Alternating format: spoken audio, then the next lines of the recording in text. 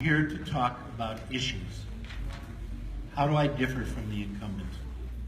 I'm just going to go down the list because I think these issues are important to everybody. I am absolutely in favor of single payer. Not a public option, not some halfway version. Medicare for all. I'm very much in favor of that. Being a progressive Democrat in the tradition of Bernie Sanders, and I consider myself kind of a 2018 edition of FDR insofar as the values that I carry go. I am for public financing of political campaigns. That will go a great deal towards mitigating the effect of the Citizens United case, which I also will talk about in a minute. The federal budget that was just voted on was over $700 billion. The only word I can call that, folks, is obscene. It's an obscene budget. And the reason it is obscene is because the United States is addicted economically and culturally to being in a state of war. We're addicted to that, and the reason is everything's turned on its head. It used to be we built weapons so our troops could go to war.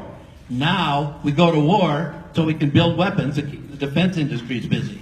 It's completely inverted and stood on its head. That's got to stop, and it's got to stop now. I'm going to go fast then. I'm for election integrity and transparency. I'm for fixing the income disparity by an aggressive tax reform. I want to absolutely preserve the law of Roe versus Wade. Some people say that issue is fading in the Democratic Party. No, it's not. A woman's right to control her own body is never going to fade. All right? I'm for the decriminalization of mental illness and get the mentally ill out of our prisons and our jails.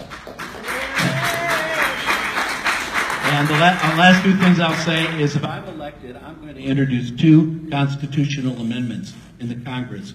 Most people think the right to vote is a constitutional right. It is not. It needs to be made a constitutional right.